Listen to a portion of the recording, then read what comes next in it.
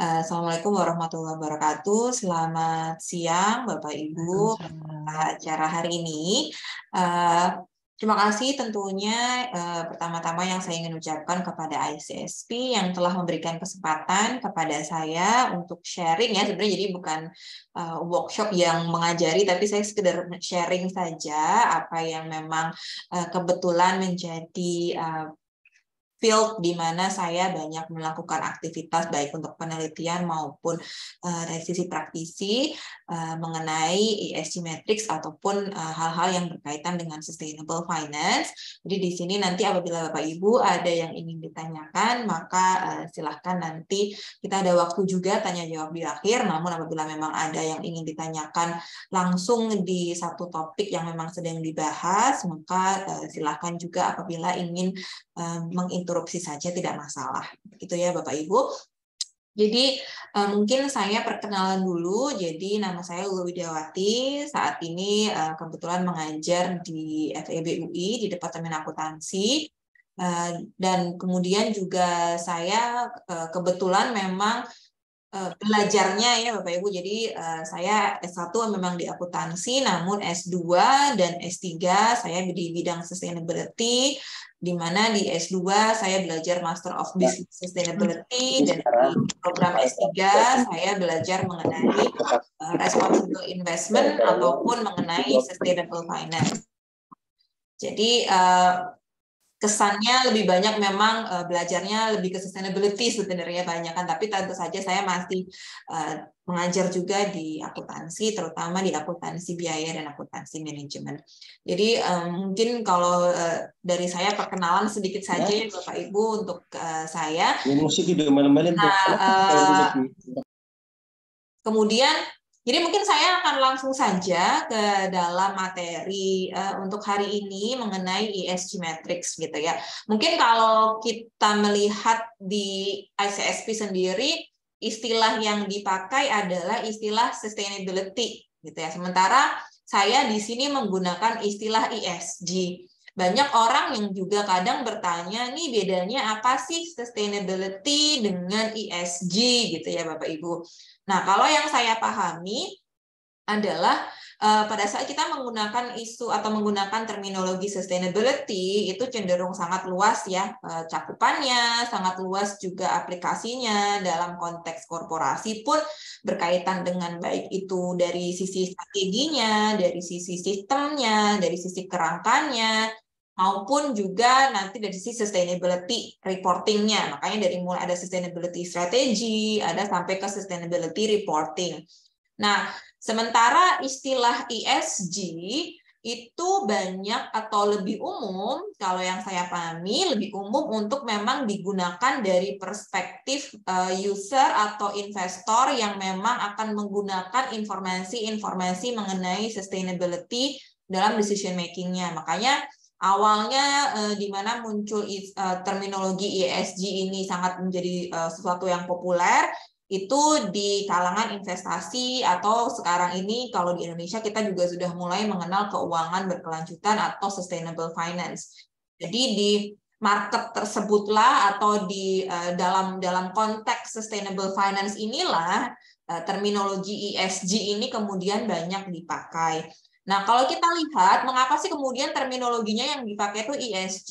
Karena memang kalau kita melihat dari definisi yang dikeluarkan baik itu definisi yang dikeluarkan oleh EU atau European Union mengenai sustainable finance maupun definisi yang dikeluarkan oleh UN Principle of Responsible Investment mengenai basically sustainable finance ya Bapak Ibu. Jadi basically mengenai keuangan berkelanjutan itu memang mereka langsung menyampaikan bahwa apa sih faktor-faktor yang dimasukkan ke dalam consideration-nya? Ya faktor environment, social dan governance. Ya udah, berarti kita singkat aja ESG gitu ya faktornya.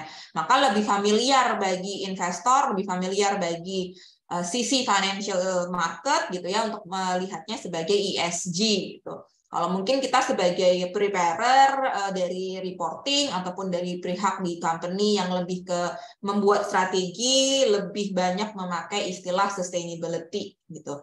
Kalau ESG akhirnya biasanya memang kita sudah melihatnya kepada measurement, indikator, faktor gitu ya, lebih ke udah mulai kepikirannya ke arah matrix gitu. Makanya kemudian sebenarnya talking about the same thing gitu ya, ngomongin hal yang sama tapi mungkin dari perspektif atau konteks penggunaan yang jauh lebih spesifik kalau kita ngomongin mengenai ESG. Terminologi yang lain tadi saya sudah membahas terminologi yang sekarang sudah mulai muncul dan ini sebenarnya cukup populer baru di akhir-akhir ini aja gitu ya, populer namanya sustainable finance atau keuangan berkelanjutan. Sebelum itu terminologi yang banyak populer mengenai hal yang rupanya mirip gitu ya, dan banyak orang yang kemudian menggunakannya juga interchangeably jadinya, itu terminologi seperti responsible investment, socially responsible investment, sustainable investment, ethical investment. Basically talking about the same thing. Basically mereka ngomongin hal yang sama. Ada betul pendapat yang menganggap bahwa itu tuh beda gitu ya, gitu. Tapi ada juga yang kemudian merasa in substance gitu. Sebenarnya ini hal yang cukup mirip gitu ya, dan bahkan ada pihak yang merasa ini sebenarnya sama aja gitu. Cuma mungkin kalau ada yang bilang social responsible investment tuh kok sosial aja, makanya kemudian ada yang menghilangkan kata-kata socially, jadi hanya dibilang responsible investment saja. Tapi ada yang bilang bahwa kita nggak bisa hanya responsible, tapi kita juga harus sustainable. Makanya kemudian muncul sustainable investment. Tapi kemudian nggak hanya investment aja, tapi mungkin yang lain. Akhirnya muncullah kemudian sustainable finance gitu ya. Jadi evolusi dari terminologinya memang kemudian cenderung banyak berubah gitu ya. Atau mungkin Bapak Ibu yang juga aware dengan istilah lain impact investment gitu ya. Impact investment itu juga salah satu istilah yang sering dipakai di dunia keuangan mengenai ini. Jadi di sini kita kenapa saya bahas ini, karena tadi kaitannya ESG matrix itu sangat erat sekali dengan sustainable finance atau responsible investment, sustainable investment, apapun gitu ya yang berkaitan dengan investasi yang memang mempertimbangkan aspek-aspek environmental, social, sama governance-nya. Tuh. Pada intinya sih itu. Jadi kemudian mengapa ESG ini. Nah, kalau kita udah ngomongin ESG, biasanya kalau saya pribadi ada pihak yang udah ngomongin ESG, berarti nih perspektifnya dari investors nih, atau perspektifnya dari capital providers, we are talking about sustainable finance gitu. Kalau kita masih ngomongin reporting, biasanya terminologi yang kita pakai masih sustainability reporting gitu ya. Atau mungkin sekarang ada juga yang sudah mulai ke arah ESG reporting. Tapi biasanya ESG reporting itu sudah cukup reporting yang sudah cukup spesifik, berarti reporting itu ditujukan untuk investors. Karena kalau Bapak Ibu mungkin aware dengan development yang paling baru mengenai reporting standards untuk sustainability reporting, ada double materiality concept, di mana ada konsep yang dipakai oleh GRI misalnya, di mana konsepnya adalah yang lebih ke outward looking, jadi impact dari perusahaan kepada pihak eksternal gitu ya. Jadi itu lebih ke sustainability impact in a way. Tapi kemudian ada juga yang modelnya lebih ke inward looking. In the inward looking report, kita lebih melihat bagaimana environmental, social, and governance issue have an impact toward the operation. Jadi dari luar ke dalam. Kenapa? Karena begitu ada impact terhadap isu social, environmental, dan governance kepada operations, maka itu akan mempengaruhi value atau enterprise value yang akan kemudian dimiliki oleh perusahaan yang at the end of the day akan mempengaruhi investors, gitu ya, akan mempengaruhi shareholders-nya. Nah, ini lebih kepada banyak yang menganggapnya sebagai ESG report. Jadi lebih melihat bagaimana sih kemudian apa yang isu-isu ini akan mempengaruhi operations dan kemudian bagaimana investor akan melihat itu. Tapi tentunya again there are many terminologi, tentunya Bapak Ibu yang di sustainability sudah paham ya, banyak sekali terminologi yang dipakai dan mungkin itu bisa membuat kita jadi bingung kadang-kadang gitu. Tapi kalau mengenai ESG sendiri, secara conclusion, kaitannya sangat erat dengan yang namanya sustainable finance. Kemudian, kenapa sih sustainable finance ini penting gitu ya? Karena kemudian, kalau kita ngomongin mengenai ESG matrix yang digunakan oleh sustainable finance, tentunya kalau sustainable finance-nya ini berkembang gitu ya, maka demand dan tentunya nanti dinamika di ESG matrix itu sendiri akan juga berkembang gitu. Jadi nggak hanya di situ-situ aja gitu kan. Nah, dengan adanya perkembangan yang cukup pesat, nah di sini saya menyampaikan data yang saya dapat dari Global Sustainable Investment Alliance gitu. Jadi ada aliansi dari organisasi-organisasi yang memang mendata sustainable finance companies atau sustainable investment di region mereka. Jadi kalau Pak Ibu tertarik silahkan source-nya sudah ada, bisa dibaca, memperlihatkan bagaimana yang namanya sustainable investment, di sini terminologi yang dipakai adalah sustainable investment, berkembang dari tahun ke tahun. Nah, kalau di report yang terakhir, di report 2021, mereka menyampaikan perkembangan dari tahun 2016 dan tahun 2020 di beberapa market paling besar di dunia, contohnya di market Eropa, di market Amerika, Kanada, Australia, dan di Jepang. Jadi kalau kita lihat, perkembangannya cukup pesat. Bahkan ini data terakhir adalah tahun 2020 yang memang sudah memasuki masa pandemi itu aja, kita bisa melihat bahwa demand atau perkembangan dari sustainable finance ini juga terus meningkat. Jadi bahkan di masa pandemi itu tetap meningkat nih sustainable finance-nya kalau dibandingkan dengan periode-periode sebelumnya. Nah, kalau kita lihat di seluruh dunia dari data yang sudah disampaikan oleh organisasi-organisasi ini, itu totalnya secara value ada 35,3 triliun US dollars gitu, which is a very significant amount of investment. Kemudian kalau kita lihat dari total aset under management gitu ya. Jadi total berapa sih aset yang memang di-manage oleh companies, investment companies gitu ya, investment banking di regions ini gitu ya. Memang kita mungkin nggak bisa bilang global, tapi in a way representing a very big portions of the economy of the world. Kita lihat bahwa hampir 35,9, jadi hampir 36% gitu ya, udah lebih dari 1/4 aset under management gitu ya, total aset yang memang di manage oleh organisasi atau oleh investment banking, manajer investasi, aset manajemen di kelima bagian dari dunia tersebut sudah dikategorisasikan menjadi sustainable investment.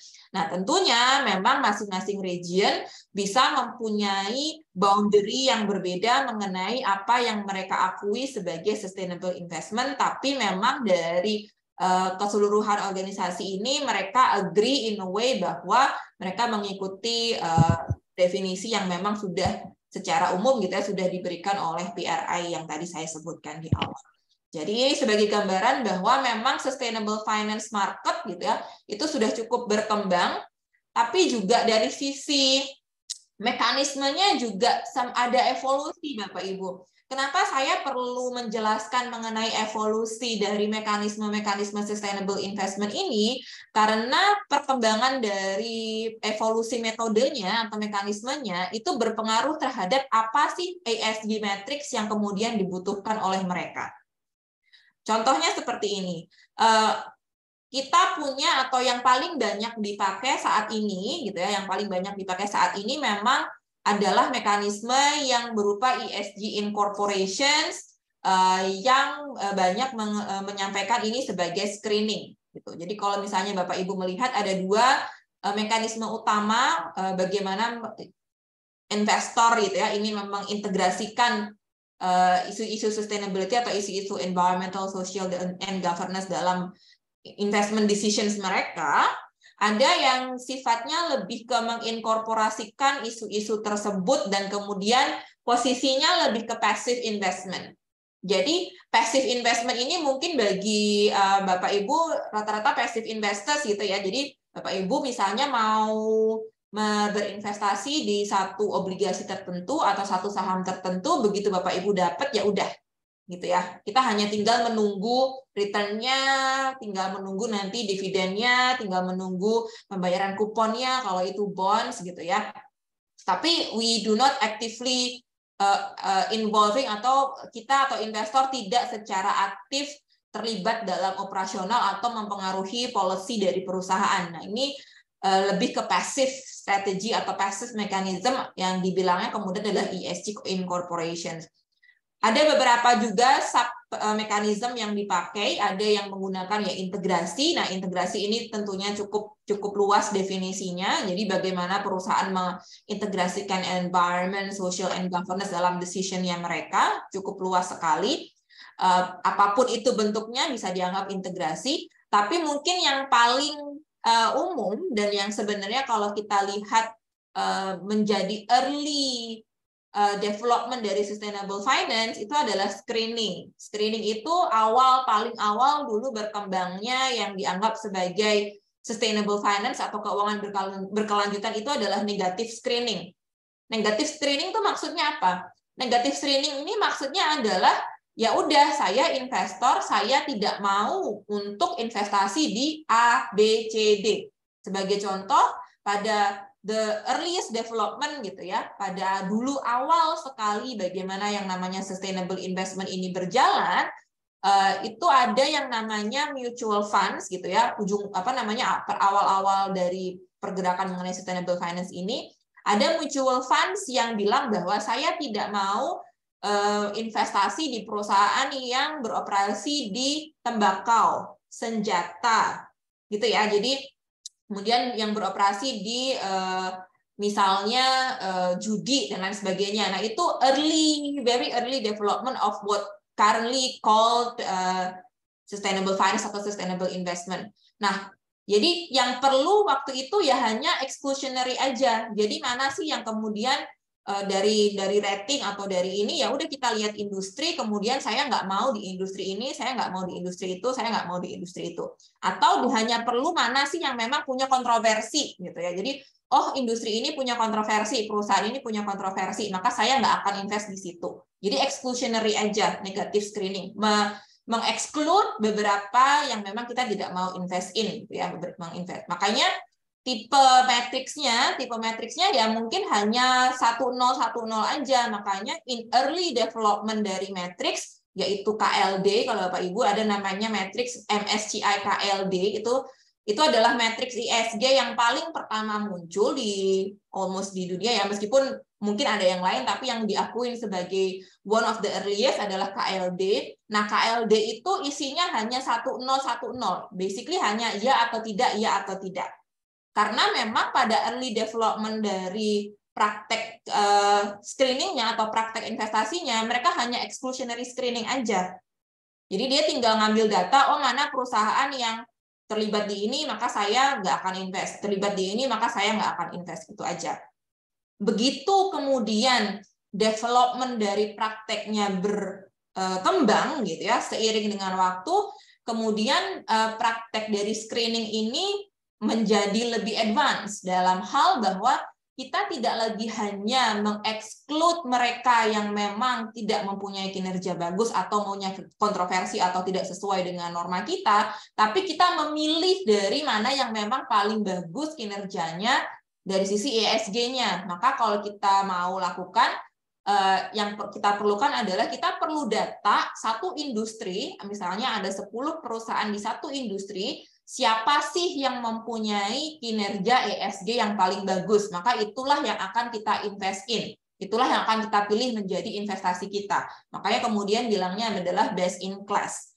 Jadi best in class in industry atau best in class di yang lainnya. Nah, kalau kita ingin memutuskan dengan demikian, maka kebutuhan data kita berbeda. Gitu. Kebutuhan datanya udah nggak lagi hanya ya tidak, atau 1010, kebutuhan datanya sudah lebih advance. Kita mungkin butuh angka, kita butuh rating gitu ya. Kita butuh angka skornya si perusahaan ini berapa supaya saya bisa nanti lihat oh skornya perusahaan A 98, perusahaan B 95, perusahaan C 85 gitu ya. Nah, jadi kebutuhan datanya kemudian berevolusi sehingga para penyedia datanya juga berevolusi dari sisi metodologinya, indikatornya, bagaimana dia mengagregasi, juga akhirnya berubah menjadi mungkin yang Bapak Ibu sekarang aware, matriks-matriks yang ada gitu. Nah, kemudian selain juga best in class, ada juga yang pakai norma tertentu. Bu, maaf, ini ada yang raise hand Bu atas nama Pak Indra. Ya. Baik, saya nggak lihat. Oke, silakan. Maaf, saya tidak melihat. Pak Indra, silakan apabila ada yang ingin ditanyakan. Oke, selamat siang Bu. Perkenalkan saya Indra. Berarti kalau saya lihat Sustainable Finance Mechanism ini ADS ini ya saat ini ya mungkin hanya sebagai screening intinya kan gitu ya. Jadi untuk menentukan apakah perusahaan ini cocok untuk diinvest atau apa. Jadi gunanya ESG dalam finansial sekarang ini hanya dalam posisi sebagai screening ya. Betul. Dengan dilihat dari ESG rating seperti itu ya Bu ya. Jadi adanya sustainability finance ini yaitu tadi bahwa gunanya ESG hanya untuk screening. Jadi kalau nilainya jelek ya orang nggak mau invest, nggak mau ambil. Gitu kan. Intinya itu ya sekarang. Iya Pak, di banyak praktek almost majority dari pelaku sustainable finance masih menggunakan screening, betul Pak Indra. Jadi hanya untuk pemilihan, misalnya kita mau desain ya Bapak, contohnya mungkin di Indonesia ada reksadana, bahana, SRI gitu ya. Maka di reksadana tersebut dia hanya memilih perusahaan yang misalnya punya ESG score tertentu. Nah, itu kita bilangnya screening, lebih ke positif screening, Pak, gitu. Jadi positif screening banyak dilakukan oleh reksadana atau mutual funds kalau di luar negeri untuk memilih portfolio yang akan masuk di produk mereka. Apabila memang dan kalau di luar negeri banyak yang sudah menjual produk reksadana yang spesifik memang temanya gitu sustainability. Nah, kalau yang lebih lebih advance lagi, mungkin nggak hanya screening, tapi lebih ke udah dimasukin ke dalam kuantitatif analisisnya. Jadi ada angkanya dan angkanya masukin ke kuantitatif analisisnya.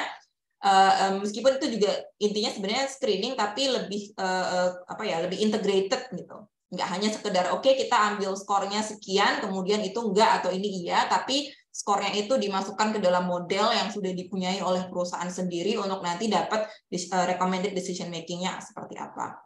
Kalau yang tapi mudah-mudahan menjawab ya Pak Indra, memang sejauh ini yang paling banyak dipakai betul adalah screening. Mengenai ya, gimana Pak? Ya, terima kasih. Betul. Terima kasih Pak Indra. Nah, kalau norm-based screening itu biasanya ada value tertentu yang sudah dipunyai oleh si investment managers tersebut atau misalnya asset managers tersebut. Jadi ada norma tertentu yang dipunyai. Sama agak mirip dengan tematik gitu ya. Kalau tematik ada tema sendiri. Jadi misalnya ada reksadana atau mutual funds yang bikin this is mutual funds specific for climate change. Gitu ya, maka ada tema climate change dalam produk investasi tersebut misalnya. Nah, itu nanti mereka akan membuat model sendiri bagaimana menilai climate change dari climate change mitigation ataupun adaptations dari satu perusahaan, kemudian bagaimana itu dijadikan sebagai part of investment decision analysis. Nah, kalau tadi ESG incorporation pasif ya Bapak Ibu. Jadi kita memutuskan invest atau enggak, oke, tapi kalau udah invest ya waste gitu. Nah, tapi kemudian ada mekanisme yang lain yang namanya stewardship atau active ownership. Dari namanya sendiri kita tahu ini aktif. Aktif maksudnya apa? Nah, aktif di sini justru kadang-kadang kebijakannya agak sedikit berbeda atau pandangannya agak sedikit berbeda dengan yang tadi ESG. Kalau ESG misalnya untuk negatif screening kan dia nggak mau gitu ya. Di stewardship kadang-kadang, nah tentunya ini value-nya kalau stewardship akan berbeda dari masing-masing aset investment banking atau aset managersnya.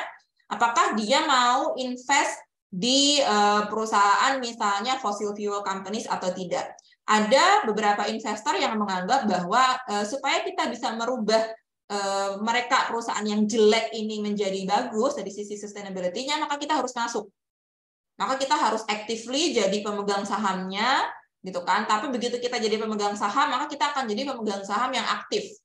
Jadi kita ada engagement dengan perusahaan, kita minta perusahaan ngasih ini, ngasih itu, bikin policy ini, bikin policy itu, gitu ya. Nah, itu yang namanya engagement. Atau memang tujuan dari tujuan dari investmentnya nanti adalah mengimprove atau menaikkan kinerja sustainability dari si perusahaan itu sendiri, maka ada engagementnya juga. Kalaupun tidak ada engagement karena mungkin dia shareholders yang bukan majority gitu ya, bisa aja kemudian dia menggunakan mekanisme proxy voting misalnya dalam annual general meeting gitu ya misalnya. Tapi memang di bedanya di sini ya ada active involvement dari sisi investornya kepada si perusahaannya. gitu.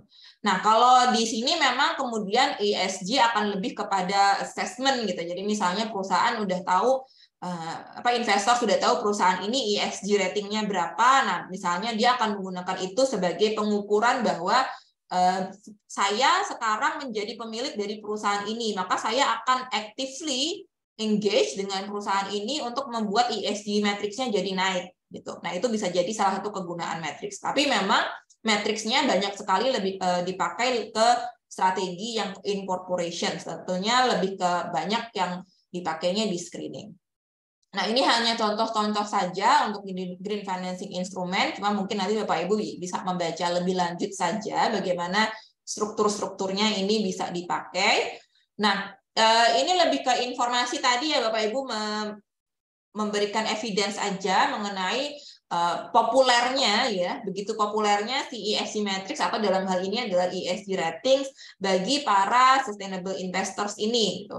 Nah, ini adalah satu laporan yang dikeluarkan oleh namanya Sustainability Rate the Raters. Basically mereka melakukan survei kepada investor-investor besar di dunia dan menanyakan gitu ya mengenai penggunaan atau mengenai rating-rating atau ESG ranking ini. Salah satu pertanyaan yang mereka tanyakan adalah, ya Anda itu kalau misalnya mau melakukan ESG investment gitu ya, atau melakukan sustainable investment, mau bikin analisa, data apa sih yang Anda pakai gitu ya. Nah, di sini mereka bilang, oh saya pakai ESG rating. Kemudian ada yang bilang selain ESG rating, saya juga nanya langsung ke company. Ada yang bilang, oh ini mungkin mereka punya analis sendiri dalamnya gitu ya. Saya langsung baca sustainability report-nya. Kemudian ada yang lain bilang pakai filings gitu ya di SEC atau dan lain sebagainya. Nah, di sini kita lihat bagaimana dominannya ESG ratings, dan juga kalau di Bapak Ibu lihat di bawah ada ESG ranking dan ratings ya. Basically hal yang mirip-mirip lah gitu ya. Ada ESG rating, ada ESG ranking yang memang dikeluarkan oleh pihak ketiga gitu ya. Jadi dari pihak ketiga ini akan memberikan servis berupa rating, ranking, matrix ya. Makanya saya bilangnya matrix. Matrix itu kan bisa ranking, bisa rating, bisa skor, bisa data gitu ya. Matrix kepada perusahaan untuk nanti diintegrasikan ke dalam decision making mereka mengenai sustainable finance decisions di perusahaan. Nah, kenapa mereka bilangnya pakai ESG rating?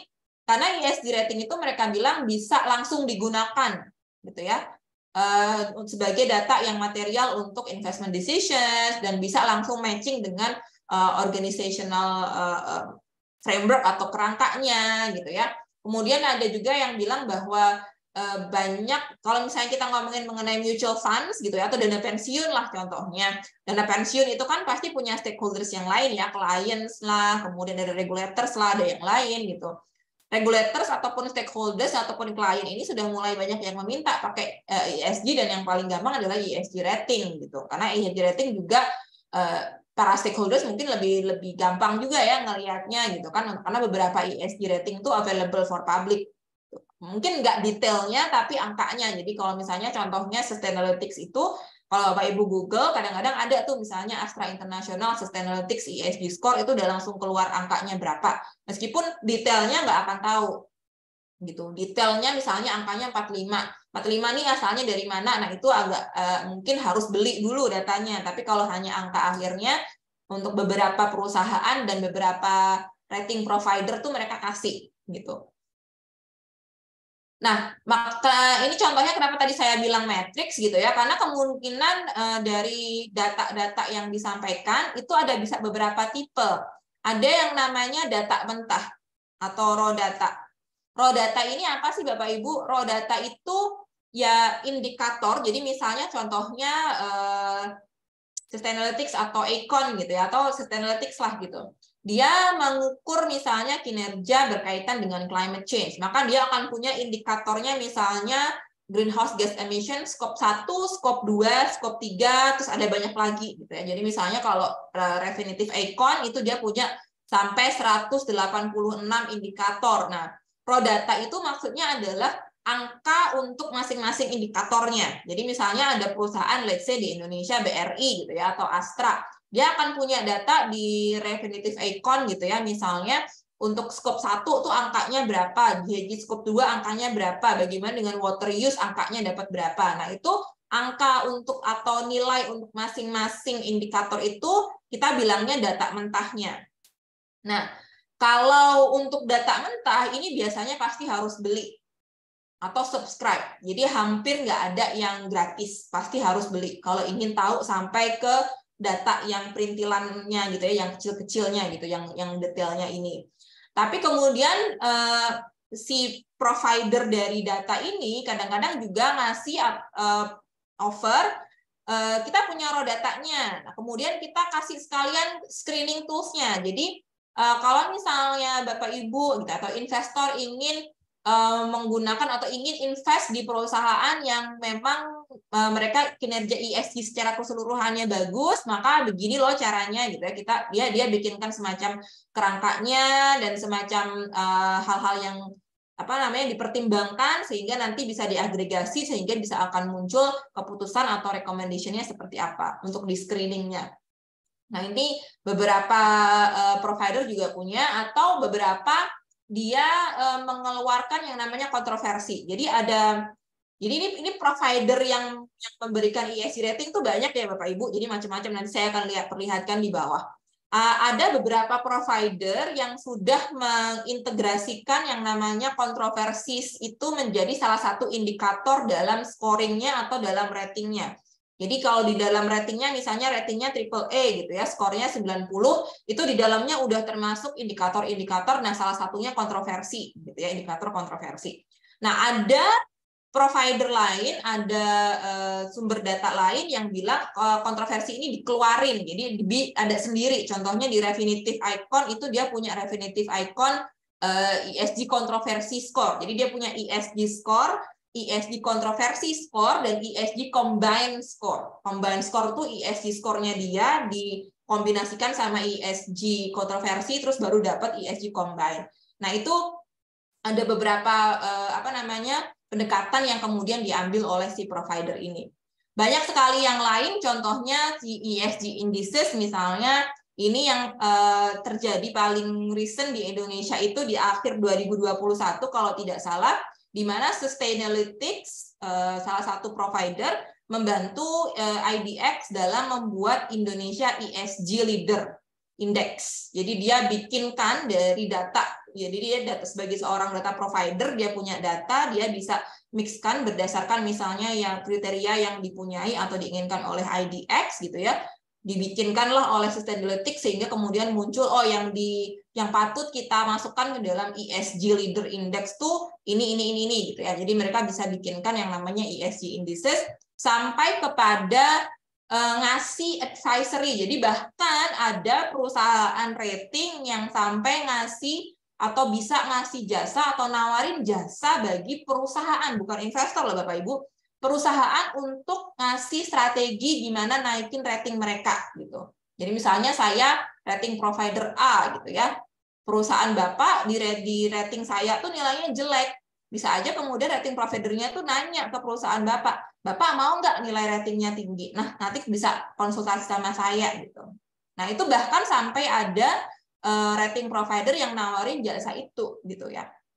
Nah, kita akan lihat nanti tuh kira-kira bagaimana conflict of interest-nya ya kalau kayak gitu kan. Kan dia yang rating sendiri, dia yang advice sendiri gitu ya. Nah, ini juga sudah jadi salah satu concern, nanti kita akan bahas. Nah, bagaimana sih sebenarnya posisi dari ESG matrix ini Bapak Ibu?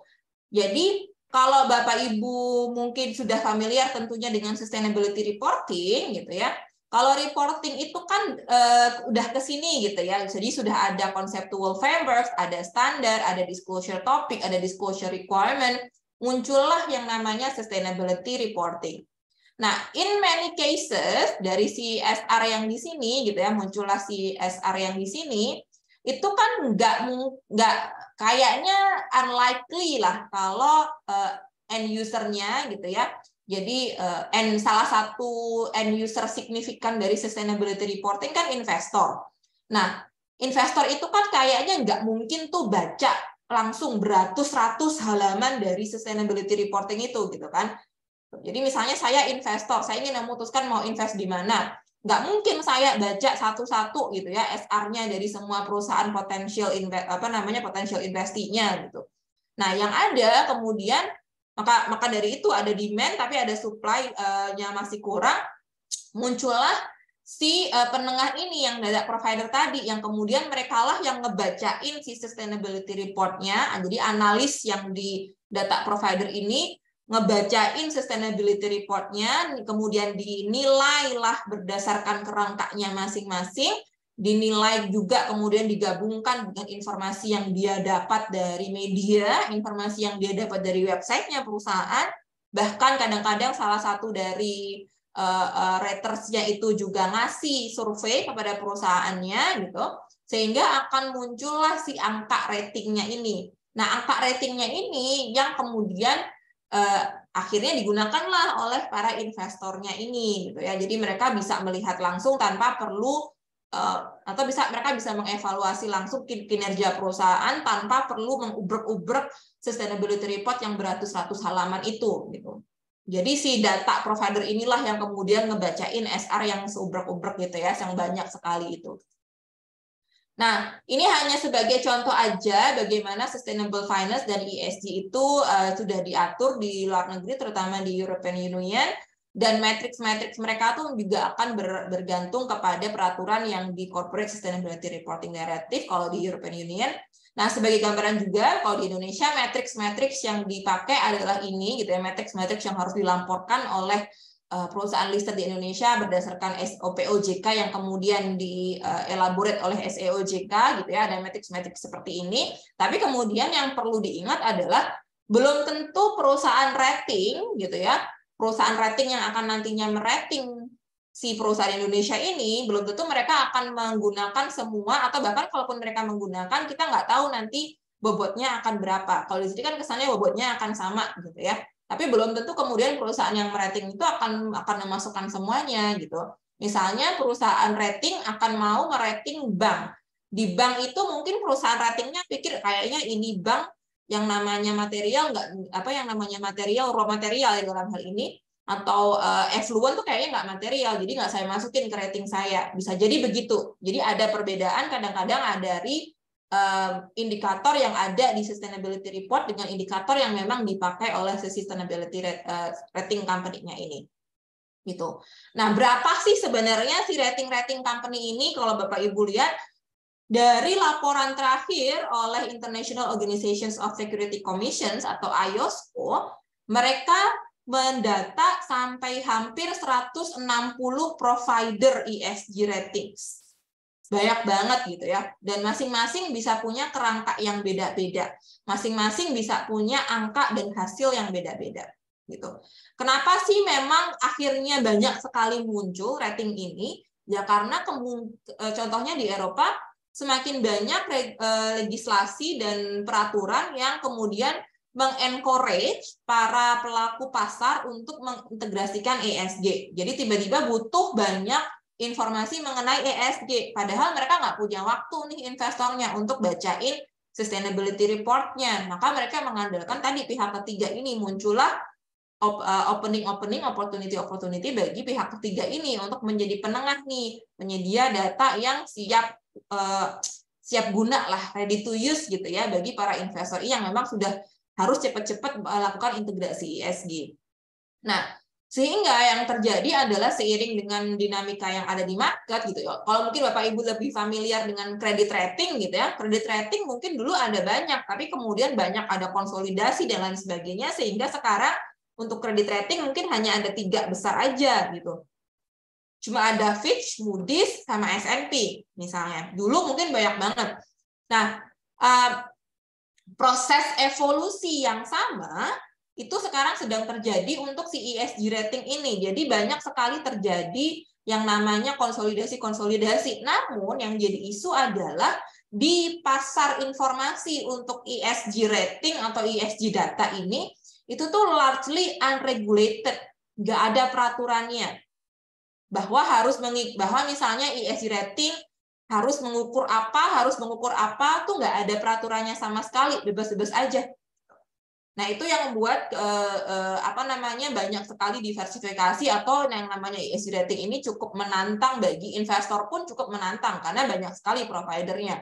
Di sini hanya saya tampilkan provider-provider yang besar aja ya Bapak Ibu. Jadi sebenarnya lebih banyak dari ini, tapi ini yang main player-nya lah boleh dibilang gitu ya. Player-player utamanya. Tentunya yang paling besar salah satunya adalah MSCI. Kemudian juga ada Refinitiv. Kalau Bapak Ibu yang di universitas mungkin mengenal Aecon gitu ya. Aecon itu adalah bagian dari Refinitiv. Bapak Ibu yang dari investor mungkin lebih familiar dengan Bloomberg terminalnya. Nah, di Bloomberg terminal itu juga ada data ESG-nya. Nah, adapun yang sekarang yang tadi saya sampaikan membantu IDX dalam membuat ESG Leader Index di bursa di Indonesia itu Sustainalytics. Sustainalytics ini afiliasinya adalah dengan Morningstar. Morningstar ini juga salah satu provider data keuangan yang cukup besar di dunia. Kemudian juga ada S&P ya. Kalau S&P mereka punya credit rating juga, tapi mereka juga punya informasi atau punya services berkaitan dengan ESG score yang tentunya mereka klaim coverage-nya beda-beda. Ya, jadi ini Bapak Ibu bisa tinggal lihat nanti coverage-nya beda-beda. Nah, ada juga yang namanya, terus kalau ada S&P, Moody's di mana ya? Moody's ada di Vigeo Eiris. Nah, Vigeo Eiris ini satu perusahaan yang memang fokusnya di menilai ESG, tapi kemudian mereka diakuisisi oleh Moody's. Nah, salah satu yang lainnya adalah True Value yang kemudian diakui oleh FactSet. Jadi sudah mulai banyak pergerakan dan dinamika-dinamika yang ada dari provider-provider penyedia datanya ini. Oke, ada kayaknya raise hand juga ya Pak Leonard. Sekarang saya mulai lihatin. Ya, silakan Pak Leonard. Ya, terima kasih Bu Lulu atas penjelasannya yang luar biasa. Saya mau nanya kalau yang di IDX itu ESG Leader Index. Leader itu yang 45, ILQ 45 itu yang ngerating siapa? IDX sendiri. Sustainalytics Pak. Sama dengan perusahaan rating. Sustainalytics sama dengan ini. Sustainalytics. Oke. Ya. Oke. Karena IDX kan bikin ada beberapa rating tuh mirip-mirip ya. Ada rating yang namanya SRI ke hati ya Pak ya. Ada 2 grup rating mengenai sustainable finance. Kalau SRI ke hati atau SRI ke hati, dia analisanya yang menganalisa adalah yayasan ke hati. Jadi nggak masuk di sini Pak. Jadi mereka ada yang namanya yayasan ke hati, mereka melakukan in-house analysis sehingga muncul. Nah, yang difasilitasi oleh penyedia data internasional itu adalah yang ESG Leader Index. Itu yang pakainya Sustainalytics yang ini, Pak. Soalnya kalau di IDX itu kan dia ada ESG-nya itu ada klasternya, ada yang industri leader, ada yang emiten yang keseluruhan. Ya. Ya kan? Ada yang 45 perusahaan, ada yang khusus industri, ada khusus secara keseluruhan emiten. Ya. Nah, ini dibantunya kalau sepemahaman saya dan kemarin saya baca di press release dan ininya, dan Sustainalytics juga punya press release-nya, itu yang membantu memang si Sustainalytics yang ini, maaf. Sustainalytics yang ini Pak. Jadi yang di sini. Dia afiliasinya dengan Morningstar di 2020. Kira-kira begitu. Cukup menjawab, Pak? Cukup menjawab. Satu lagi boleh? Oh, boleh, silakan. Oke. Kebetulan saya kan juga pelaku ESG juga, saya kan konsultan. Tapi saya kebanyakan membantu bank-bank buku 4. Khusus untuk ESG ya, khusus untuk screening. Sebenarnya tadi cuma nanya masalah screening, tapi nggak apa-apa. Kalau Ibu Lulu paham tentang ESG metodologi untuk bank nggak? Kalau ini kan, Pak. Kalau bahan Ibu ini kan cenderung untuk rating ya, ESG untuk rating ya. Jadi si emiten ingin menerbitkan obligasi, menerbitkan saham, terus di rating ESG-nya. Kalau ESG yang sekarang dimaksud OJK yang ke perbankan atau ke lembaga keuangan, itu kan dia ke inward looking ya, seperti tadi yang Ibu bilang. Dia lebih melihat ke proses persetujuan kredit, ya sekarang ditambahkan pertimbangannya, analisa risiko lingkungan sosial tata kelola, atau LST lah bahasa Indonesianya LST ya. ESG bahasa Indonesianya LST, lingkungan sosial tata kelola. Nah, kira-kira kembali sedikit ke screening tadi, itu metodologinya apa yang pas ya kalau di bank ini? Sebenarnya kan kalau pernah ada penelitian seperti itu, pernah ada penelitian Iya. pihak dosen. Sebenarnya sih kalau metode yang banyak dipakai cukup standar kalau screening ya Pak ya. Jadi misalnya kita mau bikin yang namanya green loan products gitu ya Pak.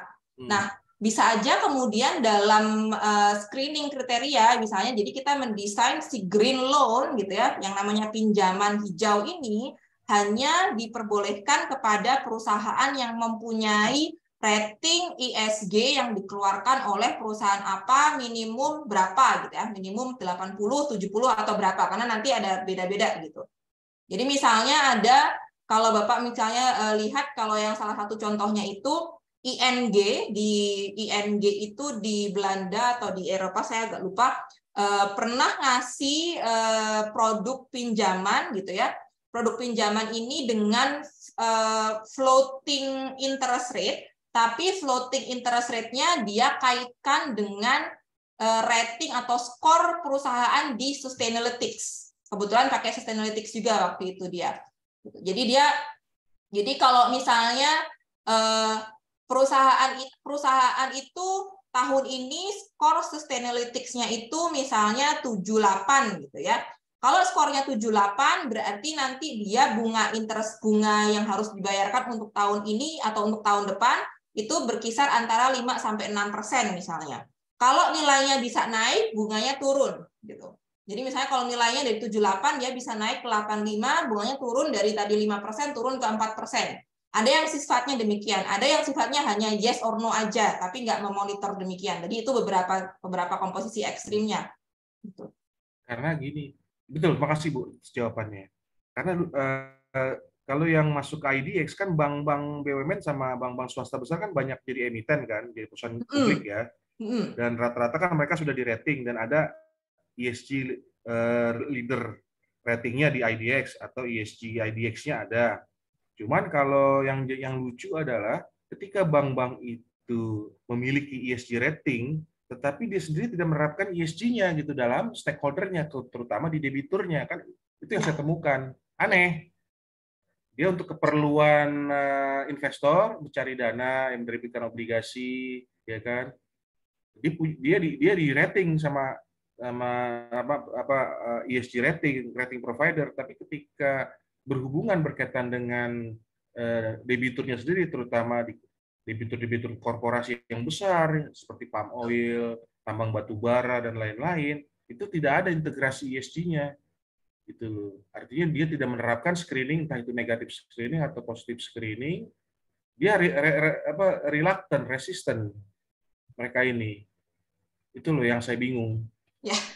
Itu development sih Pak, memang banyak. Jadi ambigu banyak pertimbangannya, ya, betul.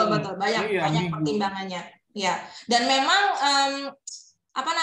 yang salah satu yang menjadi mungkin bukan kritik ya, tapi concern yang perlu kita pahami dari ESG rating ini adalah mereka cenderung mempunyai indikator yang tidak jauh berbeda di masing-masing industri. Jadi industri apapun ya kadang-kadang memang ada bedanya dikit gitu ya, tapi bedanya itu mungkin tidak akan bisa mempengaruhi nilainya secara keseluruhan. Jadi misalnya bisa aja misalnya pada saat Bloomberg melakukan analisa untuk perusahaan perbankan, dia menambahkan beberapa indikator mengenai bagaimana bank ini kemudian memberikan atau pada saat dia memberikan pinjaman kepada debtorsnya, apakah dia menggunakan ESG atau tidak.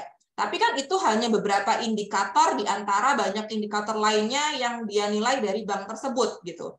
Nah, jadinya itu mungkin akan tidak terlalu kelihatan karena kalau misalnya memang dia belum ngasih dana untuk sustainable loan gitu ya kepada debtornya dengan banyak, tapi ternyata dia di hal yang lainnya sudah perform dengan bagus dari sisi environment, dianya sendiri udah pakai solar panel, dianya sendiri udah menghemat air, dianya sendiri udah digital jadi menghemat material segala macam, ternyata kinerjanya bagus, cuma hanya itu doang yang nggak bagus, kan nanti diagregasi semua nih angkanya. Jadi kan nggak akan terlalu kelihatan, kecuali kalau kita memang melihat ke masing-masing indikator. Nah ini kita udah ngomongin soal data gitu ya. Kita mau lihat data si agregasi yang udah di atas, atau kita benar-benar mau melihat yang di bawah. Nah itu salah satu kelemahan kalau kita misalnya memang pakai data yang agregasi nilai akhirnya doang gitu. ini. Bu, step terakhir nih Bu, ketika misalnya si IDX itu merating bekerjasama dengan Sustainalytics, terutama untuk bank-bank ya, untuk klien-klien yang bank, yang emiten yang dari bank, itu apakah si Sustainalytics itu mendapatkan data primer langsung dari banknya, dari emitennya, atau sekunder? Kebanyakan sekunder, Pak. Kebanyakan ISR, sekunder. ya? Oh, Kebanyakan sekunder. Dari sustainability report-nya, Pak. Oh iya. Berarti si Sustainalytics-nya ini atau MSCI ini tidak melakukan due diligence ya ke emiten ya? In many cases enggak. Jadi dia hanya dari publicly available information. Iya. Berarti hanya dari yang public aja ya, public data ya. Betul. Ada beberapa yang ngasih. Soalnya dulu pengalaman saya waktu di BNI, saya kan dulu background saya BNI. Kalau saya udah resign 2 tahun terakhir. Nah, waktu kami di-assess oleh Serikahati Index, ya, itu mereka melakukan due diligence. Kebetulan saya yang menjawab beberapa pertanyaan terkait sustainability ketika itu 7 tahun yang lalu lah. Nah, itu mereka melakukan due diligence, artinya mereka melakukan komunikasi dengan kami via email dan mereka datang juga. Terus ada list pertanyaan itu banyak, sekitar 50 list pertanyaan terkait ESG. Waktu itu brandingnya namanya masih sustainability, tapi aspeknya ESG semua, ESG. Nah, itu udah 50 pertanyaan yang harus kami jawab. Pertanyaan ada yes no, ada pertanyaan terbuka. Ada pertanyaan yang tanya jawab gitu loh. Oh, berarti yang dalam kasus ini, dalam tayangan yang di layar ini, berarti rata-rata mereka ini si ESG rating provider ini tidak melakukan langsung due diligence ya? Iya, betul. At the first hand enggak ya? At the first hand enggak. Karena kan mereka memang coverage-nya banyak ya Pak ya? Iya. Coverage-nya kan puluhan ribu gitu. Jadi memang mereka decision-nya adalah yang penting coverage saya banyak, tapi datanya ya udah publicly available aja gitu. Terima kasih Bu. Pilihannya begitu. Baik, terima kasih Pak Leonard. Mbak Stella? Ya.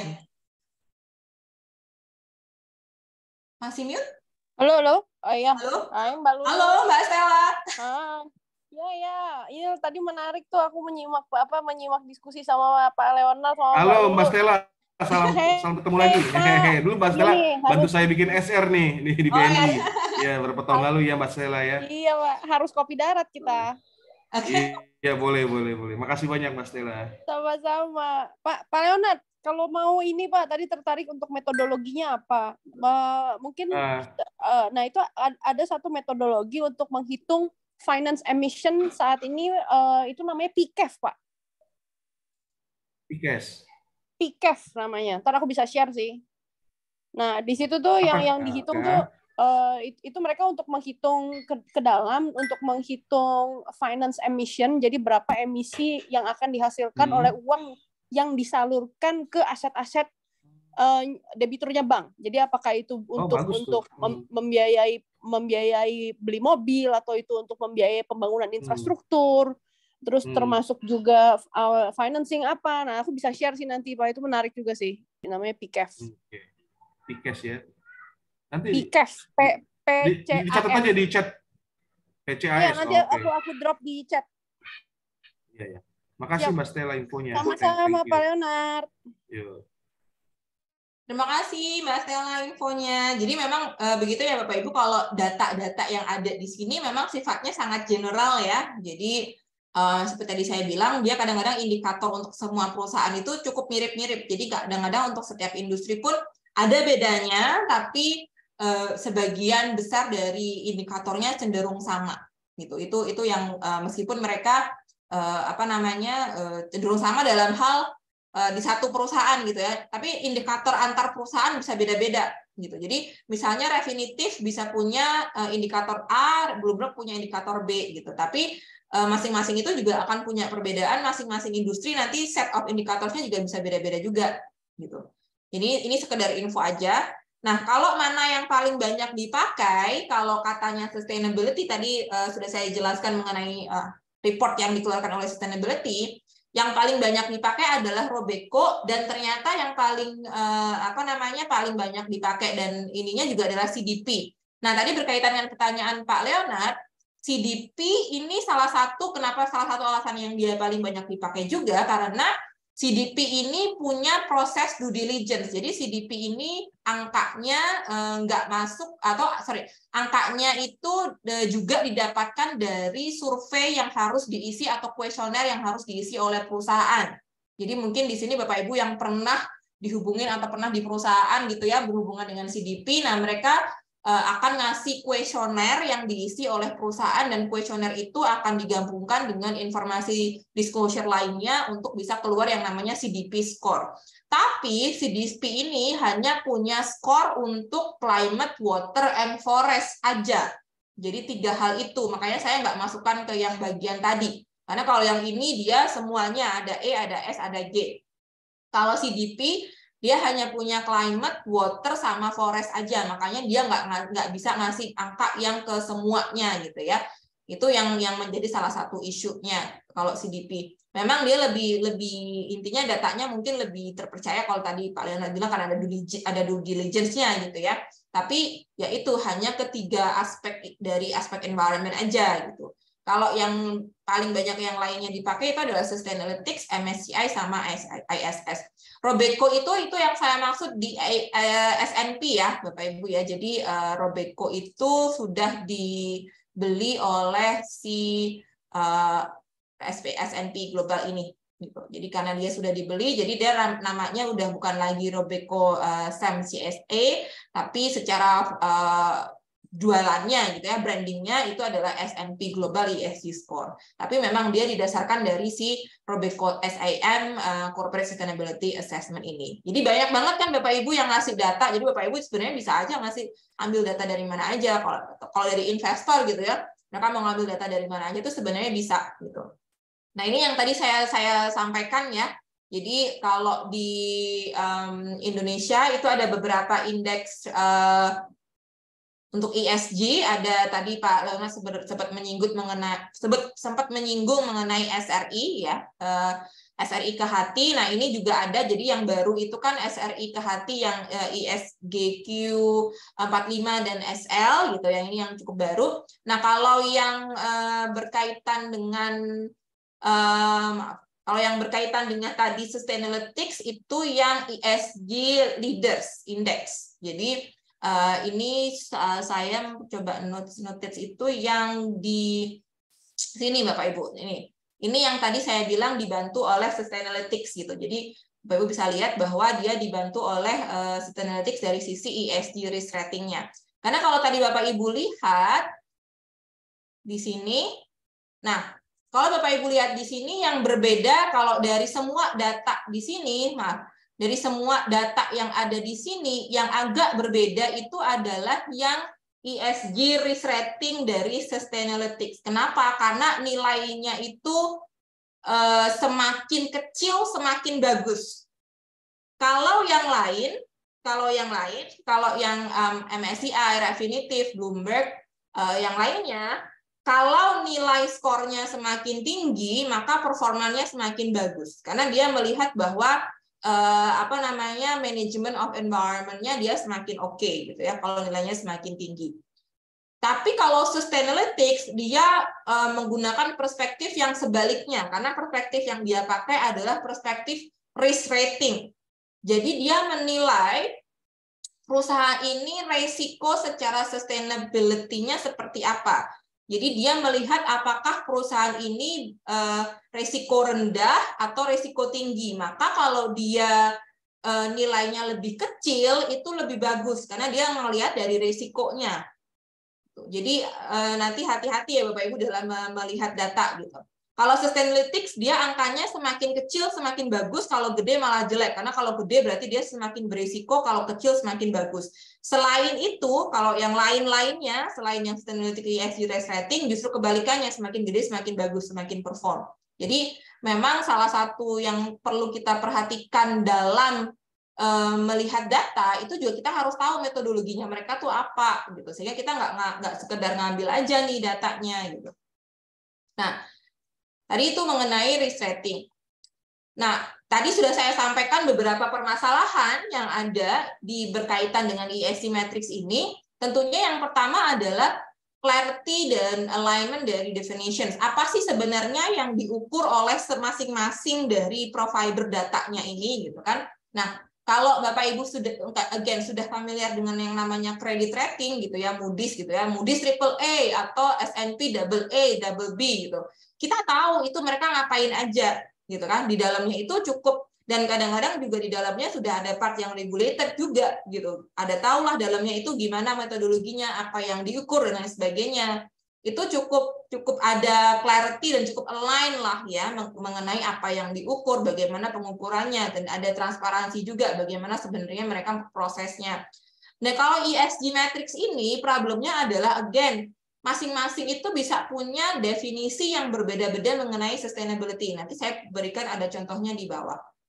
Kemudian yang problem yang lain juga adalah bedanya itu bisa signifikan loh. Misalnya satu perusahaan itu di assess sama MSCI dia dapat 40 atau 50, tapi di assess sama yang lain dia dapat 80. Jadi angkanya bisa significantly different gitu ya, skornya bisa significantly different. Kenapa ya? Karena itu tadi mereka mungkin punya definisi yang berbeda, punya pengukuran yang berbeda, bahkan mungkin punya proses agregasi angka yang berbeda gitu. Terus kemudian juga concern yang dari IOSCO sampaikan bahwa jangan-jangan bisa jadi ada conflict of interest nih antara si ratingnya sama perusahaan yang di rating. Kayak tadi kan ada beberapa perusahaan rating yang karena memang nggak ada regulasinya ya. Jadi nggak ada regulasinya ya bisa aja tadi ada perusahaan yang dia sendiri yang rating, tapi dia sendiri juga yang menawarkan jasa konsultasinya. Gitu. Jadi saya yang rating gitu, tapi saya juga nawarin jasa konsultasi bagaimana meningkatkan rating. Nah, itu kan sebenarnya kalau kita lihat ada conflict of interest ya, karena berarti perusahaan bisa dapat insider information mengenai bagaimana sebenarnya si rating ini dihitung gitu ya, yang tidak dimiliki oleh perusahaan lain. Jadi nanti improvementnya in a way jadi nggak organik gitu ya. Jadi memang benar-benar berdasarkan dari memang si perusahaan rating itu sendiri gitu. Nah, itu salah satu, dan nanti Bapak Ibu tentunya bisa lihat sendiri mengenai problem-problem yang lain mengenai ESG matrix gitu. Nah, ini tadi yang seperti saya sampaikan ada contoh. Nah, ini ada papernya kalau Bapak Ibu ingin yang di akademisi gitu ya, ingin lihat ini forthcoming di Review of Finance. Di paper tersebut dia melihat contoh beberapa perusahaan yang nilainya tuh beda banget gitu ya. Jadi ini tentunya angkanya sudah dinormalize sama mereka, tapi bisa melihat bahwa angka dari satu atau rating yang diberikan oleh satu perusahaan rating dengan perusahaan rating lainnya tuh bisa beda banget nih. Misalnya Bank of America yang KLD ngasihnya agak jelek gitu ya, di bawah 0, tapi si Robecosen ngasihnya bagus gitu sampai ke 2 misalnya. Atau si Philip Morris ngasihnya dia jelek banget hampir di negatif 4, tapi yang lainnya bagus gitu. Jadi bisa beda-beda ternyata. Untuk masing-masing, untuk setiap perusahaan tuh angkanya bisa beda-beda. Nah, ini kan buat buat investor juga bingungin, buat company-nya juga bingungin gitu ya. Ini piye toh gitu. Makanya memang ini sedang dalam development di mana dari IOSCO pun sedang menggenjot para regulator dan para pelakunya. Ini tolong dibenerin sini gimana sih ratingnya biar supaya nggak terjadi signifikansi yang diskrepansi yang jauh banget kayak gini gitu. Karena nanti penggunanya maupun perusahaannya juga jadi bingung nih gimana nih di rating sana bagus, di rating situ nggak bagus, tapi gitu. Emang ini contohnya aja. Ya. Dulu nggak ada asosiasi lembaga rating ya? Kayak apa? Asosiasi lembaga rating nggak ada ya? Nggak ada. Oh, kayak lembaga survei kan ada kok di Indonesia lembaga ya, survei. Nggak ada. Mereka masih nggak mau, Pak. Kasih. Iya. Nah, ini jadi IOSCO bilang ini kayaknya harus regulator nih yang maju. Makanya kemudian salah satu rekomendasinya adalah supaya regulator mulai meregulat nih, terutama mungkin di market yang besar ya, misalnya di Amerika ataupun di Uni Eropa nih gimana nih caranya nih supaya nih orang-orang nih ratingnya nggak segede gini nih diskrepansinya gitu. Kan? Ini hanya contoh aja ya Bapak Ibu ya. Nanti kalau Bapak Ibu ingin melihat papernya bisa saya sudah sampaikan di sini source-nya apa, nanti silahkan dilihat. Dia memang belum muncul, jadi jurnalnya belum keluar, tapi papernya sudah bisa di-download di SSRN kalau Bapak Ibu tertarik. Ini contoh yang lain kalau Bapak Ibu bisa melihat korelasi antar ini tuh bedanya juga jauh gitu. Ada yang korelasinya hampir negatif 0,05, ada yang 0,16, ada yang dekat banget korelasinya gitu ya antara si ESG datanya, agregatnya ataupun di masing-masing faktor dimensinya. Gitu. Ini hanya contohnya aja. Kebetulan saya juga penelitiannya mengenai ini, makanya saya bahas ini gitu ya Bapak Ibu. Kebetulan saya papernya juga berkaitan dengan itu, di mana saya ngeliatin, kebetulan saya hanya ngeliatin 4 ESG rating gitu ya, dan ini kalau Sustainalytics yang saya pakai, Sustainalytics yang lama, belum Sustainalytics yang ESG risk gitu kan, kita bisa lihat bahwa mereka tuh indikator jumlahnya bisa beda-beda gitu ya. Kemudian bagaimana mereka mengagregasi ke atas itu pun juga beda-beda gitu. Jadi kalau misalnya kita lihat dari KLD, dia punya 4 tahapan atau 4 level gitu ya. Refinitiv juga punya 4 level, tapi Sustainalytics hanya punya 3 dan Bloomberg juga hanya punya 3. Jumlah datanya pun beda-beda, dan sebenarnya ini juga saya liatin sampai ke indikator masing-masing tuh apa. Untuk saya lihat mereka tuh menggunakan indikator yang sama atau tidak. Nah, begitu kita liatin indikatornya, bisa kita lihat dan kemudian kita kelompokkan, ternyata mereka beda indikator yang dipakainya. Contohnya, kalau di Sustainalytics itu yang namanya shareholders activism, ownership structure, kemudian minority shareholders protections, itu nggak ada sama sekali. Karena mungkin Sustainalytics menganggap bahwa itu bukan ke arah sustainability gitu ya, itu lebih ke corporate governance, jadi mereka nggak masukin itu. Tapi sebaliknya, kalau Bapak Ibu lihat di Thomson Reuters tuh sekarang Refinitiv Bapak Ibu, jadi karena ganti nama ya, Thomson Reuters atau Refinitiv, di Refinitiv justru shareholders activism itu menjadi salah satu grup indikator atau grup topik dengan jumlah indikator paling banyak. Jadi indikatornya tuh ada berapa puluh gitu yang mengenai shareholders activism. Jadi dari situ aja secara ekstrimnya kita bisa lihat, wah ini kalau kita mau ngukur atau kita mau misalnya melakukan penelitian mengenai ESG, tapi di dalam definisi kita, ESG itu termasuk tadi ya perlindungan kepada minority shareholders, ya jangan-jangan Sustainalytics nggak cocok kita pakai. Kenapa ya? Sustainalytics nggak punya indikatornya, dia nggak ngukur itu dalam si dalam si ratingnya. Justru mungkin kalau definisi kita ESG adalah seperti itu, di mana kita juga perlu untuk mengukur atau menghitung perlindungan kepada shareholders minoritas, jangan-jangan Thomson Reuters atau Econ yang lebih cocok untuk kita gitu. Nah, ini sebagai gambaran aja nih Bapak Ibu ya, bahwa ya masing-masing tuh ngukurnya beda loh, indikatornya beda gitu. Kalau Sustainalytics indikator paling banyaknya tuh sosial sama environment yang berkaitan sama produk.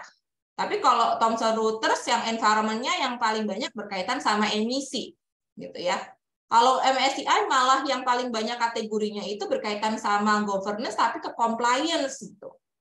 Nah, ini kan beda-beda akhirnya nih mereka tuh ngukurnya apa gitu. Karena kan jumlah indikator nanti akan diagregasi ke atas.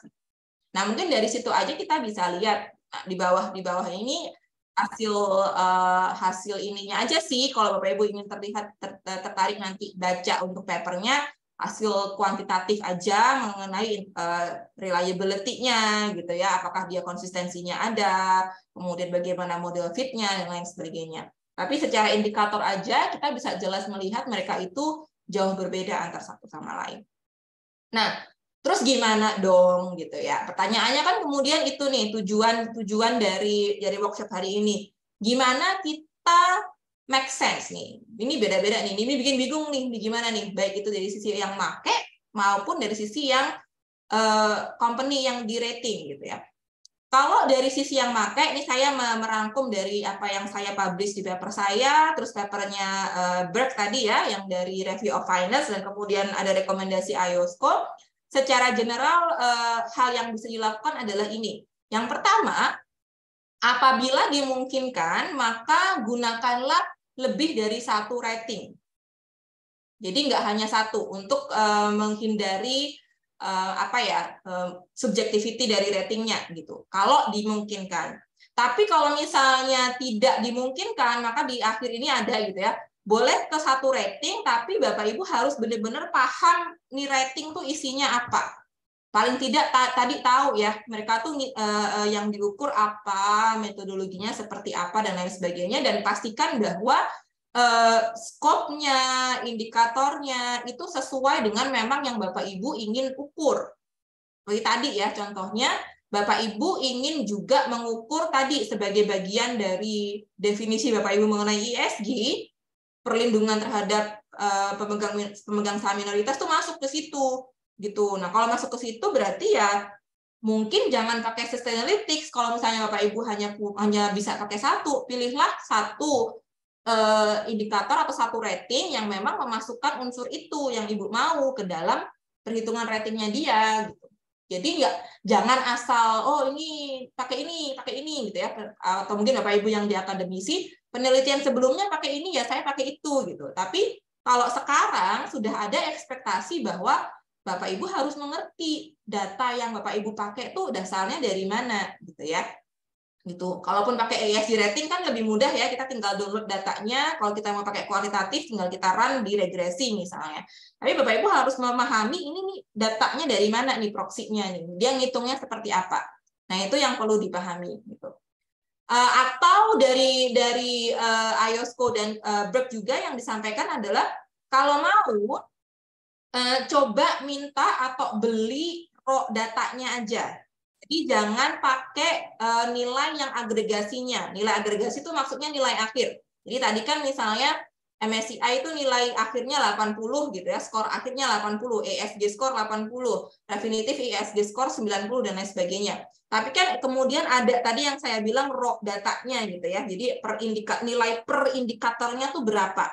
Nah, itu salah satu opsi yang bisa dipakai, dan sekarang opsi yang banyak dipakai oleh investor di luar negeri itu adalah mereka bikin model mereka sendiri, in-house gitu ya, in-house analysis gitu, in-house analyst dari masing-masing investor, tapi mereka beli data mentah dari beberapa rating gitu ya, terus kemudian mereka ambil comot-comot. Jadi misalnya saya nyomot dari Bloomberg tuh soal ini, saya nyomot dari Sustainalytics mengenai ini, saya nyomot dari Thomson Reuters mengenai ini, terus saya racik sendiri di dalam di in-house analysnya dia untuk bisa keluar rating menurut dia sendiri berapa.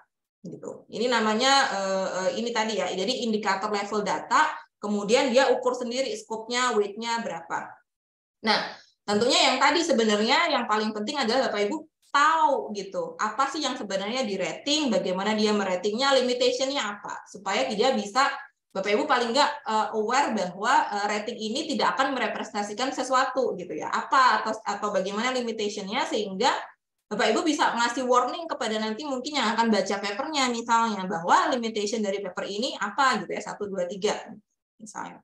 Nah, ini yang saat ini direkomendasikan oleh, baik saya juga memiliki rekomendasi yang sama, dan ternyata dari BERG dan juga IOSCO memiliki rekomendasi yang sama, bagaimana saat ini kita bisa memanage atau memake sense lah dari perbedaan-perbedaan mengenai rating ini. Meskipun IOSCO sudah menggalakkan bahwa regulator dan companies maupun pihak-pihak yang berkaitan dengan bidang ESG rating ini, ayo dong gitu ya, dibuat supaya nih ratingnya jadi semakin transparan, kemudian semakin juga align satu sama lain, dan yang lain sebagainya. Gitu. Itu sudah sedang dalam proses, tapi at this point dengan segala diversifikasi yang ada, segala diversity keberagaman yang ada, ya ini salah satu yang bisa kita lakukan untuk meningkatkan kualitas dari data yang kita pakai, baik itu penelitian maupun untuk kepentingan lainnya, misalnya investasi atau untuk hal-hal yang lainnya. Dan memang, kalau mungkin tadi Bapak Ibu salah satu rekomendasinya adalah due diligence gitu ya, tapi kadang-kadang kalau kita lihat ke ratingnya, mereka juga nggak ngejelasin nih sebenarnya masing-masing perusahaan itu nggak ngejelasin dia metodologinya itu secara detail sampai seperti apa tuh, kadang-kadang emang nggak ngasih. Jadi transparansinya dari beberapa perusahaan rating itu pun juga cukup boleh dibilang masih belum optimal gitu ya, masih belum perfect. Nah, itu juga bisa menjadi salah satu concern.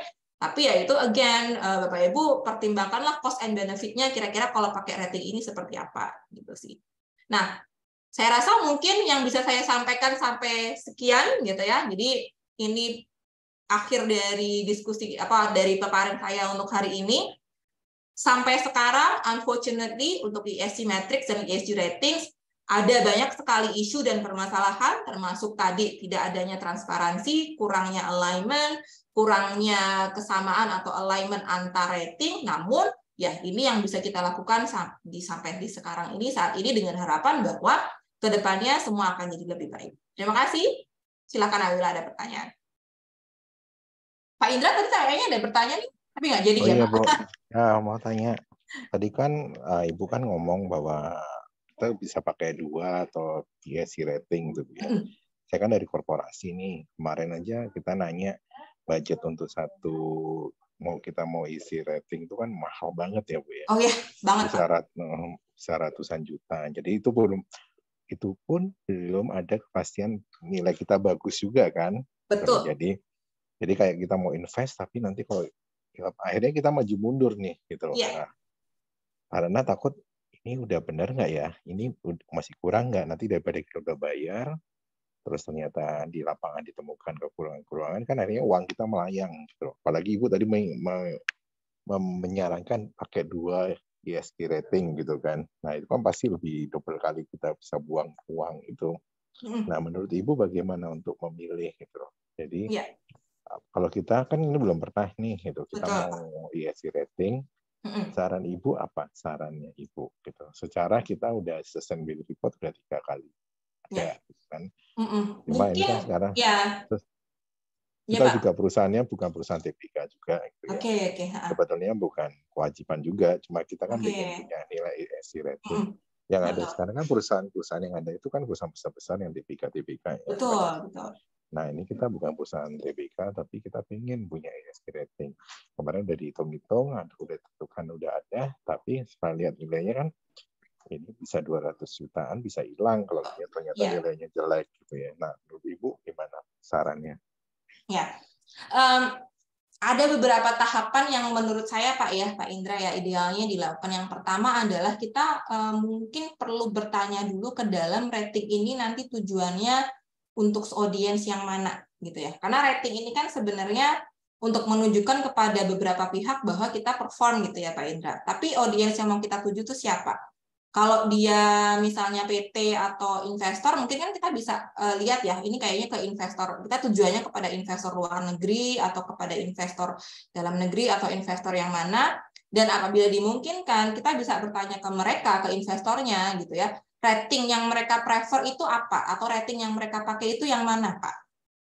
Gitu. Jadi kita tahu dulu nih, target audiens kita tuh makainya yang mana dulu gitu. Jadi misalnya kalau Bapak Ibu misalnya di perusahaan gitu ya, terus ternyata perusahaan Bapak Ibu punya big client dari Eropa misalnya.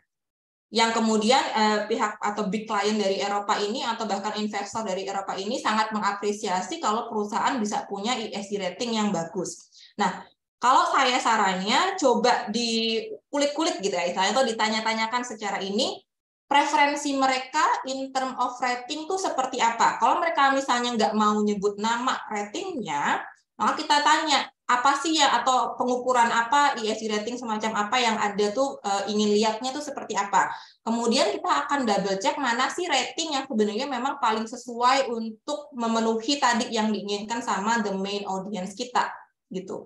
Idealnya saya bisa bilang begitu ya Pak, tapi dalam prakteknya saya percaya mungkin tidak semudah itu gitu. Tapi tentunya tadi yang Pak Indra sampaikan, cost-nya sangat signifikan, maka kita harus bisa pastikan bahwa benefit-nya itu memang ya sesuai dengan cost yang akan kita keluarkan gitu. Nah, benefit dalam hal ini berarti kita ingin memastikan bahwa memang ratingnya ini nanti akan terpakai kepada memang si audience yang kita ingin tadi capai gitu ya. Atau di sisi lain kita juga lihat scope mana yang atau ESG rating mana yang mungkin memang secara scope dan measurement-nya mungkin sudah lebih cocok dengan kita gitu. Karena tadi misalnya Bapak Ibu bisa lihat masing-masing bisa punya metodologi yang berbeda atau indikator yang berbeda, yang mana yang mungkin dari sisi indikator yang dipakai sudah lebih align nih dengan kita nih gitu. Nah, ini biasanya sih kalau Bapak Ibu mau lihat bisa, atau kalau misalnya mau kita ngomong practicality-nya, ya again ini saya nggak tahu apakah dimungkinkan gitu ya. bisa dapat data rating dari beberapa perusahaan untuk melihat sama mereka tuh kita di ratingnya berapa gitu kan.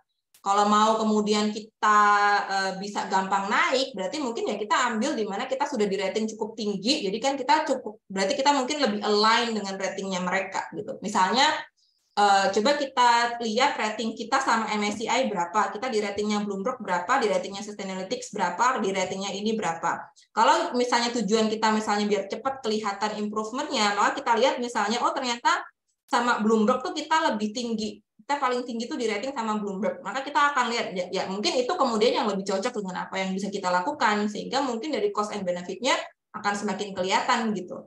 Kalau saya kebayangnya begitu ya Pak Indra ya, tapi apakah tentunya itu memungkinkan? Saya pastinya mungkin akan lebih sulit dari itu secara praktiknya. Ya memang kita juga customer-nya juga kan nggak satu orang ya. Betul, betul. Dari kita udah ekspor ke 65 negara, apalagi itu kan pasti bermacam-macam. Nah kita kan kemarin udah mulai ini kan yang di misalnya harus di website itu ada dilaporkan juga, jadi kita harus membetulkan website kita. Jadi nggak segampang kita bikin report sustain ya gitu. Jadi itu lebih apa ya, apalagi bayar juga kan. Betul. Sih. Jadi memang kita masih maju mundur kalau untuk ESG ini nggak segampang itu juga. Iya betul, makanya Pak. Dalam prakteknya pasti lebih susah Pak Indra. Makanya saya hanya bisa melihat dari sisi idealnya seperti apa, tapi memang ya mungkin bisa dilihat gitu kali ya Pak Indra ya, dari customers itu misalnya what is the big majority of customers gitu Pak, misalnya apakah dari nilai customers kita misalnya, atau dari sisi ada customer yang paling gede itu dari Amerika misalnya, atau ada customer yang paling gede atau secara signifikansi dari customer yang lebih gede itu di daerah Asia atau di daerah Eropa gitu ya, semua dipertimbangkan yang mana yang lebih kira-kira populer atau lebih banyak dipakai oleh investor di area Eropa misalnya. Mungkin itu bisa jadi pertimbangan, salah satu pertimbangannya sih Pak. Tapi sih menurut saya sih yang penting Bapak atau dari perusahaan tuh benar-benar tahu bahwa misalnya yang dinilai itu apa, gitu, Pak, sehingga mungkin akan bisa melihat cost and benefit-nya, jadi bisa kita plan gitu, sehingga benefit-nya bisa sesuai dengan cost yang dikeluarkan nantinya gitu. Kalau menurut Ibu, kalau kita perusahaan ekspor ya, hortikultur ekspor, itu pakai apa ya? Sustainalytics atau apa? Apa Pak? Maaf? Perusahaan di bidang hortikultura. Oh, horticultural export ya Pak ya? Iya, ekspor. Aduh, saya nggak berani nyebut nama sih Pak, karena saya juga nggak familiar di industrinya sebenarnya ya. Tapi kalau secara melihat trends yang sekarang lagi banyak muncul ya Pak ya, Sustainalytics itu lagi naik daun sih Pak. Iya, paling banyak dipakai. Iya, Sustainalytics itu lagi naik daun, terutama di ranah Asia, karena dia penetrasinya di Asia lebih banyak, dan kalau kita lihat di sini, Bapak bisa lihat coverage-nya Sustainalytics itu yang paling banyak dibanding yang lain. Gitu. Jadi kalau MSCI 8.000, Refinitiv 12.000, ya, Bloomberg bilangnya 11.800, Sustainalytics klaim bahwa data dia itu lebih dari 16.300. Nah, makanya dia sekarang lagi agak-agak naik daun. Jadi kalau misalnya mau ambil safe, mau ikut ini ya Pak ya, mau ikut tren gitu ya, ya bisa mungkin pakai Sustainalytics kalau mengikuti tren yang ada gitu. Cuma memang kalau yang paling kuat kalau misalnya kita lihat dari sisi investor itu Sustainalytics ataupun MSCI itu yang banyak ya. Kalau saya belum pernah lihat sih yang pakai. Kalau RobecoSAM ini kebanyakan perusahaan Amerika sih Pak. Kalau RobecoSAM ini kebanyakan perusahaan Amerika yang di-rating sama dia. Kemudian kalau yang CDP seperti tadi yang saya sampaikan gitu ya, CDP ini hanya 3 hal aja, climate, water, sama forest. Jadi emang nggak komprehensif. Kalau kita lihat ya paling ya mungkin antara Sustainalytics, MSCI, sama Bloomberg kali Pak ya. Lulu mau nanya. Ya Pak Leonard. Itu kalau ESG ratings ini kan ada skor-skornya nih. Iya Pak. Masa berlakunya kapan nih? Tiap tahun berubah? Tiap tahun dia akan diupdate Pak. Tiap tahun diupdate ya? Tiap tahun diupdate. Bahkan Econ tuh yang paling bawah ini ya Pak ya. Econ yang paling bawah itu dia ngupdate-nya Sustainalytics juga. Dia ngupdate-nya regularly per tahun. Jadi kalau misalnya Sustainalytics itu kan udah nge-erase gitu ya Pak ya setahun. Tapi kalau misalnya ternyata ada perubahan signifikan yang kemudian bisa merubah nilainya di tengah tahun, bisa aja dia merubah di tengah tahun. Jadi dia selalu di-update kalau ada sesuatu yang signifikan yang mempengaruhi rating, maka dia akan bisa merubah. Jadi kalau Sustainalytics normally setahun dia akan punya rating di akhir tahun gitu ya. Setiap akhir tahun dia ada rating untuk tahun tersebut. Tapi bisa jadi kalau ternyata sebelum akhir tahun, misalnya di tengah tahun itu ada satu perubahan yang sangat signifikan yang harus bisa harus langsung bisa terlihat dalam ratingnya, maka bisa jadi dia akan langsung merubah di tengah tahun untuk angkanya untuk perusahaan tersebut. Kalau Sustainalytics klaimnya seperti itu, sama Thomson Reuters juga demikian. Walaupun mereka rata-rata kan pakai data sekunder ya dari Sustainability Report ya. Betul. Berarti nunggu terbit dulu dong si investinya. Betul, Pak. Si perusahaannya baru terbit SR-nya, baru mereka bisa update ya si pattern-nya ini. Makanya kalau si significant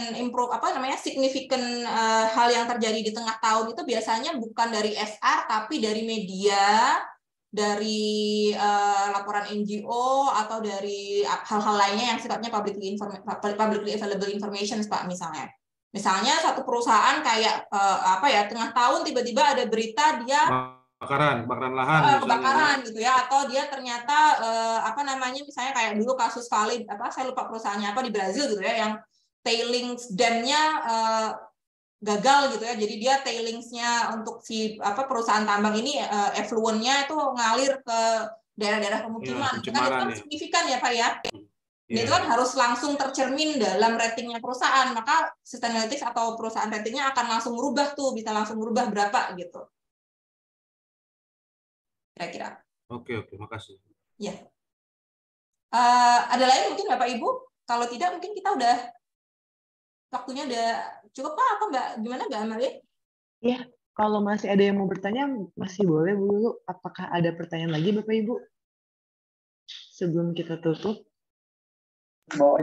Materi boleh di-share ya nanti ya? Ya, nanti materi dan sertifikat di email ya Bapak Ibu. Coba dulu lah. Nanti kalau untuk diskusi lanjut dengan Bu Lulu boleh ya? Oh, boleh Pak. Oh ya, saya dari Unpad juga Bu. Oh, oke. Ya, dari S3 Unpad juga. Boleh Pak. Terima kasih. Mungkin nanti alamat email saya bisa diminta ke Mbak Amalia kali ya. Ya, boleh Pak. Oke. Baik, ada lagi Bapak Ibu? Mungkin saya stop share.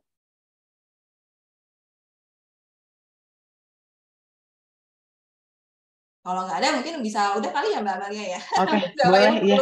Perlu membaca dan mencerna sendiri kayaknya. Oke, terima kasih Bu Lulu untuk sharing dan diskusinya. Ya, terima kasih juga Bapak Ibu yang sudah berpartisipasi. Semoga bisa memberi insight baru. Ini saya izin close Zoom-nya ya Bapak Ibu. Selamat sore. Selamat sore. Ibu Amel, makasih Bu Lulu. Selamat sore Bapak Ibu. Terima kasih. Selamat sore. Terima kasih. Terima kasih.